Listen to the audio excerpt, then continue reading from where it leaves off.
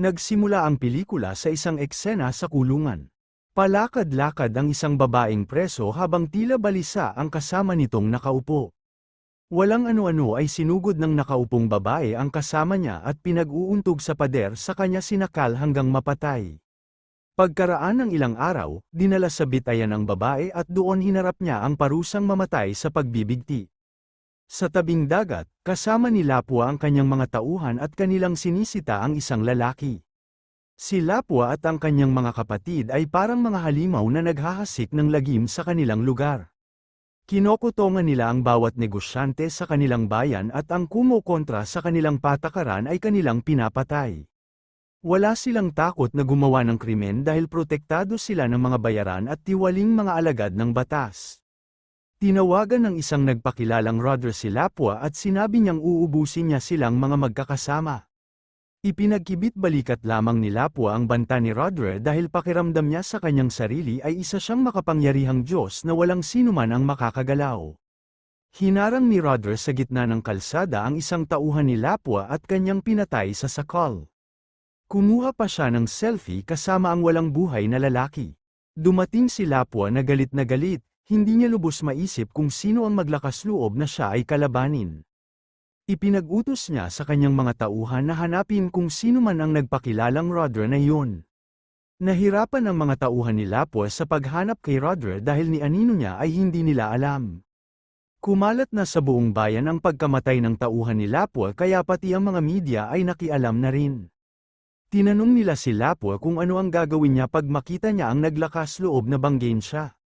Sinabi lamang ni Lapua na kanyang ipapakain sa mga buwaya kung mahuhuli nila sino man ang pangahas na iyon. Muli ay umatake si Roder, pinatay niya ang isang kapatid ni Lapua. Sa hindi sinasadyang pagkakataon ay nakita ng isang lalaking si Oji ang kanyang ginawa. Nagbanta si Oji na kanyang isusuplong sa pulisya si Roder dahil kilala niya ang namatay na kapatid ni Lapua, pero nakumbinsi ni Roder si Oji na dapat mamatay ang lalaki dahil mga salot sila ng lipunan. Natinag ang loob ni Oji dahil kilala nga ang grupo ni Lapua sa katarantaduhan at kanya pang tinulungan na makatakas si Roder. Noong dumating sina Lapua sa pinangyarihan ng krimen, lalo siyang nagalit dahil kapatid niya mismo ang napatay. Kahit papaano, medyo naibsan ang kanyang galit nang makakita sila ng CCTV camera na nakatutok sa mismong lugar. Hinanap ng mga tauhan ni Lapua si Oji na nagsakay kay Roder dahil siya ang malinaw ang kuha sa CCTV camera at hindi rin nakuhanan ng CCTV ang mukha ni Roder. Noong madala ng mga tauhan ni Lapua sa kanya si Oji, ipinagkaila niya na kilala niya si Roder. Sinabi niyang binantaan lamang siya ni Roder kaya naisakay niya patakas ang lalaki. Pinahirapan ng mga tauhan ni Lapua si Oji, kahit nilagyan nila ng Vicks ang kanyang puwit pero hindi siya bumigay. Nangako siya na hahanapin niya si Roder at ihaharap kina Lapua, pero sa kaloob-looban ni Oji ay hindi niya gagawin. Naniwala naman si Lapua at kanilang pinakawalan si Oji. Nangangamba na rin si Lapua sa mga nangyayari, pinaalalahanan niya ang kanyang natitirang kapatid na si Albano na huwag na masyadong naglalabas ng bahay dahil hindi pa nahuhuli si Roder. Matigas ang ulo ng kanyang kapatid at itinuloy pa rin ang pangungulekta ng lagay sa palengke. Tinawagan ni Roder si Albano at sinabing siya na ang susunod na matutulog na hindi nababangon pa. Kahit na galit siya, wala siyang magagawa at hindi nila kilala si Roder. Tinupad ni Roder ang kanyang sinabi, pinatay niya din sa saksak si Albano, ang natitirang kapatid ni Lapua.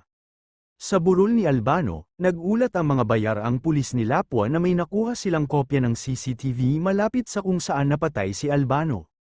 Pinanood nila at doon nakita na nila ang mukha ng mailap na si Roder.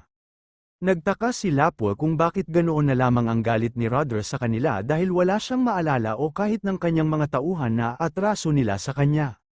Si Roder ay nabibilang sa mga tahimik na mamamayan, isa lang siyang tagapagsanay sa larong cricket. Mayroon siyang kasintahan na si Mia, isa namang babaeng nagtatrabaho sa Red Cross. Nahulog ang loob ni Mia kay Roder nang minsan nakita niya ang binata na nag-donate ng kidney para sa isang batang pasyente ni Mia. Samantala, puspusan ang paghahanap ng mga tauhan ni Lapua kay Roder. Naglagay pa sila ng mga checkpoint sa mga kalsada, minsan ay pinaimbestigahan ni Lapua ang lahat ng kanilang mga napatay na umaabot sa 30, Napagtanto nila na wala silang mga kapatid o kamag-anak na mga lalaki na may kakayahang maghaganti. Ang gumugulo sa kanila ay sino si Rodra, bakit ganoon na lamang kalakas ang loob niya na lumaban sa kinatatakutan ng bayan samantalang nag-iisa lamang siya. Isang araw ay nahuli ng mga tauhan ni Lapo si Rodra. Doon nila nakita ang kakaibang lakas ng lalaki na kahit mag-isa lamang siya ay kanyang nilabanan at napa-atras sina Lapo at kanyang mga tauhan. Maging si Lapo mismo ay nakatikim ng bagsik ng kamao ni Rodra. Noong magkita sina Rodra at Mia, ipinagtapat ng babae na kinausap siya ng mga pulis. Sinabi nilang si Rodra ang kriminal at pumatay sa mga tauhan ni Lapo. Gusto lang nilang malaman kung saan makikita ang kanyang kasintahan kung ayaw niyang makarating kay Lapo na siya ang kasintahan ni Rodra. Alam ni Mia, idadamay ni Lapo ang buong pamilya niya kung malalaman ni Lapo ang relasyon nila ni Rodra. Tinanong niya ang kasintahan kung bakit niya nagagawa ang pumatay. Nagkwento si Rodra, doon sa kanilang lugar ay talamak ang droga, marami ang nagiging addict. Laging laman ng pahayagan ang mga masamang nangyayari dahil sa ipinagbabawal na droga. Dahilan doon para ipag-igting ng pulisya ang paghuli at pagsupil sa mga nagtutulak ng droga. Si Madam Bulaklak na pinuno ng mga tulak ng droga ay walang awa din kung pumatay sa mga kakumpetensya niya sa negosyo. Malakas ang kanyang loob dahil sa proteksyon ng kabit naman niyang isang mataas na politiko. Isang hapon ay naipit si Rodra sa mabagal na daloy ng trapiko, dagdag pa ang checkpoint ng mga pulis. Lumapit ang isang pulis sa kanyang sasakyan at nakita ang isang karton sa likurang bahagi ng kotse niya. Noong usisain iyon ay napagtanto nila na droga ang laman ng karton, dahilan doon para dalhin sa pulisya si Rodra at ikulong. Kahit pinapahirapan ng mga pulis si Rodra ay hindi siya umamin na kanya ang droga. Noong dumalaw sa kulungan ang tiyuhin ni Rodra, nakiusap ang binata na puntahan nila kung saan siya nakuhanan ng droga para mag-imbestiga.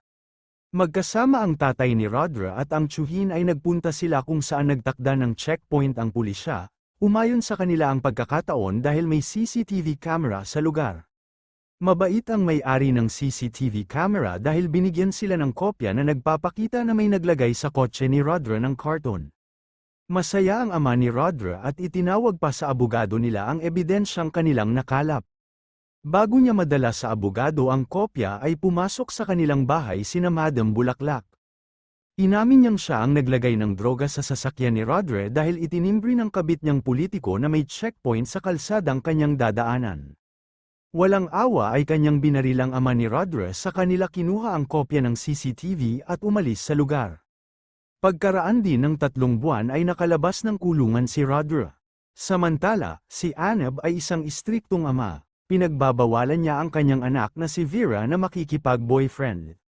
Sinasabi niya lagi sa anak na tapusin muna ang pag-aaral. Kahit sa pagtitiktok ay pinagsasabihan niya ang anak na huwag masyadong gumugol ng kanyang oras. Isa ding tapat na pinuno ng mga inhenyero ng gobyerno si Anab. Minsan ay lumapit ang mga tauhan ni Lapo sa kanya para ipapirma ang isang ghost project. Kahit pinagbabantahan siya ng mga tauhan ay hindi siya natakot. Nanindigan siyang hindi siya pipirma at magiging instrumento ng kasamaan. Nakarating kay Lapo ang sinabi ni Anab, si Lapo na rin mismo ang nagpunta sa opisina ni Anab para makiusap, nag-alok pa siya ng malaking suhol pero tinanggihan pa rin siya. Nagalit si Lapo at binantaan si Anab na kanyang papatayin pero, wala nang takot na natitira sa katawan ng matinong inhinyero.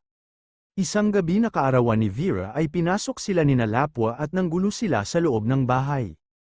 Ginahasa nila ang dalaga saka pinatay ang kanyang mga magulang. Sa kasamaang palad ay si Vera pa ang nakulong, pinalabas ng mga investigador na pinatay ni Vera ang kanyang mga magulang dahil sa pinagbabawalan siyang makipag-boyfriend. Sa kulungan ay dinalaw ni Rodra si Vera. Ang dahilan niya sa mga gwardya ay kaibigan niya ang dalagang nakakulong. Nagtaka naman si Vera nang makaharap ang hindi niya kilalang si Rodra.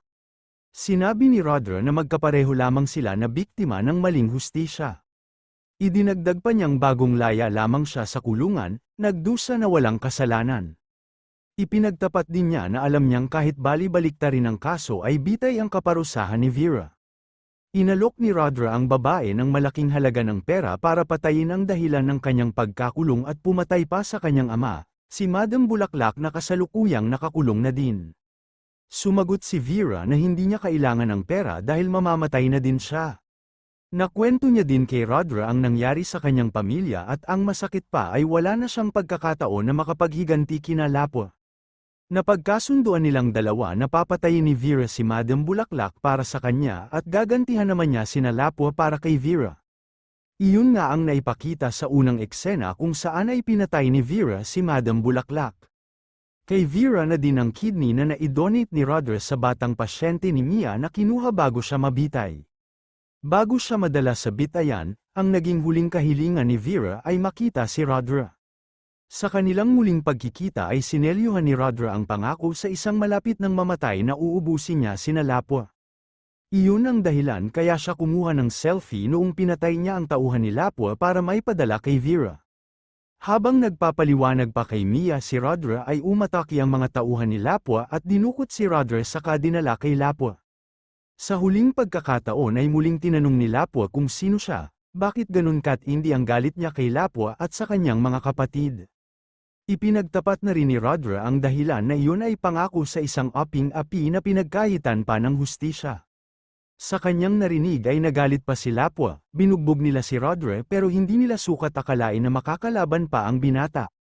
Bawat suntok at sipa na nanggagaling kay Rodra na tumatama sa mga tauhan ni Lapua ay pinapalakas ng puot, galit at paghihiganti ni Rodra. Sa huli ay kanya ding napatay si Lapua sa pamamagitan ng matinding pagpalo sa kanyang ulo, bagay na nagpapalaya din sa kanya sa isang pangako. Nagtatapos ang pelikula sa tabing dagat kung saan ay naintindihan na rin ni Mia ang naging rason kung bakit naging vigilante ang kasintahang si Rodra.